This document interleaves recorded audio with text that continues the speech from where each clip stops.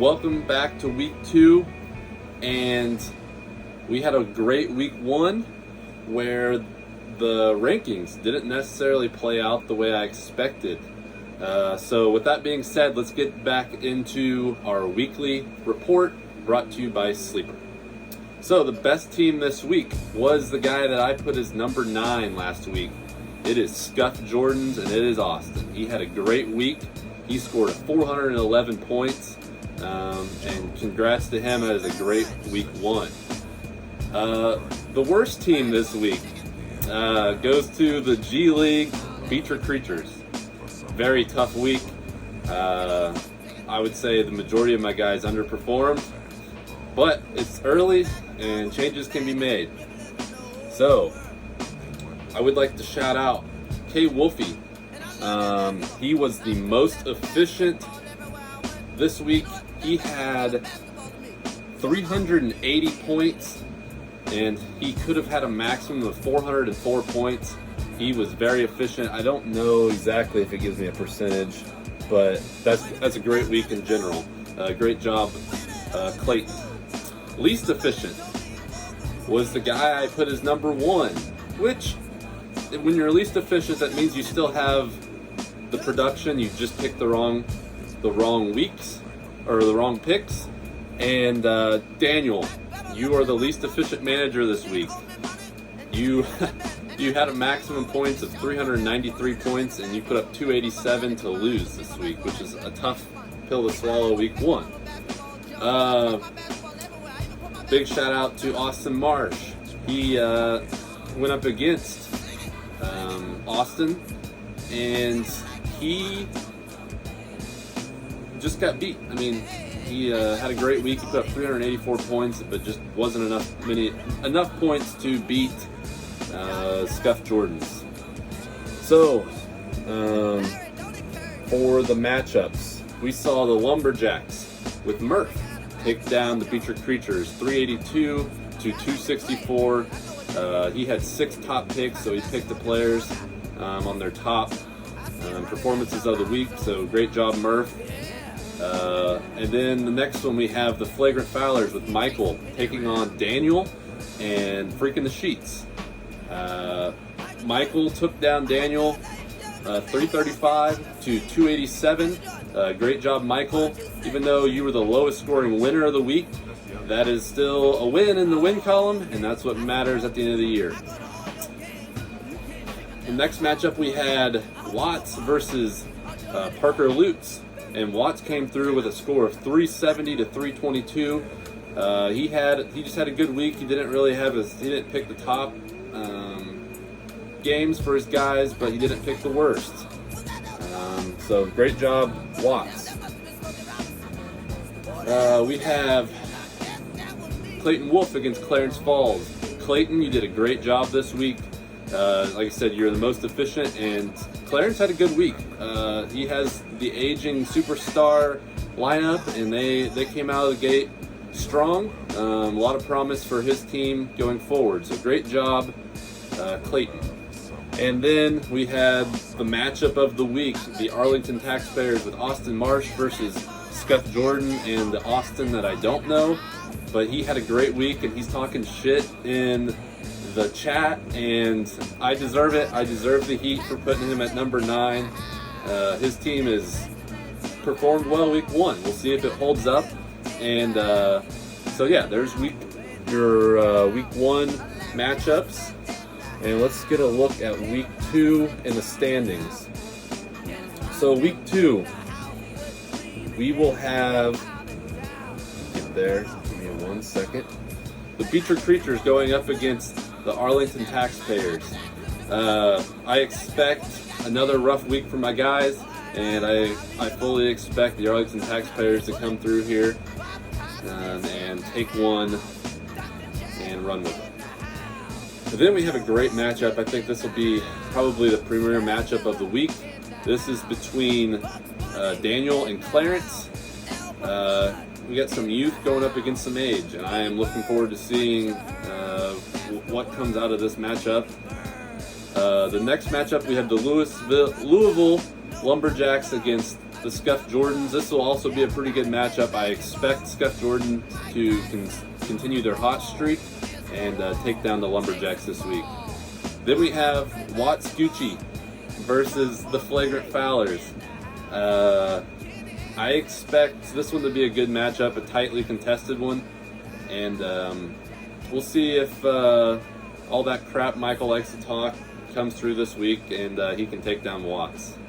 And then finally, the last matchup we have is we have Parker Lutz versus Clayton Wolf. And this one, I think maybe the wrong team is favored here. It has a 46% chance that Clayton's going to win, but I do like Clayton's team. And I think that they might push Parker to 0-2 to start the year. I just like his team a little bit more. So, what everybody's been waiting for, we have the rankings for this week. And there's going to be some big shakeups. And so at number 10, I am putting myself, the G League Featured Creatures. This team just doesn't. One, they didn't perform, and two, I just don't think that they are quite ready yet. They have some young pieces that maybe by mid-season will be starters and have a lot of rotation minutes. But this week, a little early in the season to be playing some of these guys, and I think that came back to bite me in the ass this week. At number 9, I am putting Parker Lutz. I'm not sure where he was last week, but this team I like it, but I think Trae Young's ceiling is capped a little bit with the guys that he has surrounding him with DeJounte Murray, and then he also has Bradley Beal, who just really didn't have a great week this week, and I think he picked him. He actually did pick him on his best week, which is good, or his best game. But then he's starting to play Thompson. Thompson's just not getting the minutes, but he has some potential. I think he'll bounce. He'll have a good week. I don't know if he'll end up winning, but he'll have a good week. At number 8, I am putting the Clarence Falls team. It is just C3X Falls. I'm putting his team here. This team, I think, will just kind of be sporadic when it goes off, and if he can keep his team healthy down the stretch. This team just isn't built for long-term success, in my opinion, so that's why I'm putting him at number 8. At number 7, we are putting the... I think we're going to have to drop Daniel. Daniel, I'm sorry. Had a tough week last week, and the freak in the sheets didn't freak in the sheets. And I think he'll have some bounce back, but he's young. He has a lot of young guys, and that usually just leads to inconsistency. And Joel Embiid, the drama queen, and we're about to see if he can put up some points for the Sixers. At number 6, I think this is a good spot to put the Flagrant Fowlers. They came with a win last week, and they had the lowest scoring win total. And this team is young as well. We just happen to have the young guys that perform well. I think the inconsistency will be there as well. And, this team just doesn't, on paper, I think long-term might be just going to struggle. So I'm putting the Flagrant Fowlers at number 6. At number 5, I am putting Watts Gucci. He got a win last week, and Damian Lillard absolutely popped off for him. Great game for him. Shai Gilgeous-Alexander looking good. Jason Tatum looking good. And he also has Lauri Markkanen. He was talking in the chat whenever we were doing the draft that this was a guy he was sleeping on, and I think that Lauri Markkanen is a great guy for him, and I think he will play a big role on that Utah team. So that was number 5. Number 4, we are putting the Arlington Taxpayers, Austin Marsh. I believe that this is a step down from last week, and he just, like I said, he had a great scoring week. He ended up on the losing side of it, but his team overall is very solid. He still scares me a little bit. He is kind of an aging squad, but with Anthony Davis and James Harden, that injury risk is always there. But what can I say? He had a great week last week, just came out on the losing side. At number 3, believe we have to put the Louisville Lumberjacks at number 3. Great week last week.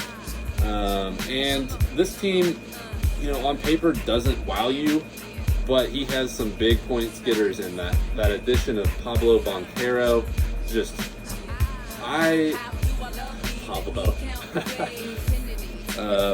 Paulo Banchero, I think he's probably going to be the Rookie of the Year, just based off of his body. He matched up. I watched a little bit of the Magic game this week, and his body size is just unreal for a rookie, and I think he's going to be a hoss for him. Great pick by Murph, and so his team, Ayton, Wiggins, Porter, Banchero, Curry, Brown, Russell, great squad, putting him at number 3. Number 2, I'm putting Clayton Wolf. Great job on his part this week with having the most, he was the most accurate with his picks. I'm not sure if he just picked off of the app or he actually did some research, but this week it paid off for him. His team is young, but it has the potential. He has, I think, a very high ceiling almost every week, but I think his floor, he's going to probably run into some inconsistent weeks, but overall, I think this team is going to be very solid until the very end. And the most disrespected guy in the league, I'm putting at number 1, Austin with Scuffed Jordan. He absolutely made me put my money where my mouth is, and I ate my money. I'm sorry, Austin. I owe you an apology for underrating your team. And I think you're going to continue to see some success with these guys. I like a lot of these guys. They're playing big minutes for every team. I don't think you have a starter on your team that comes off the bench, which is impressive. I'm not sure if you're looking at minutes per game or what you're doing when you're drafting, but hey, if it's working, it's working. And for him, he pressed the right buttons last week and he put up the highest scoring total.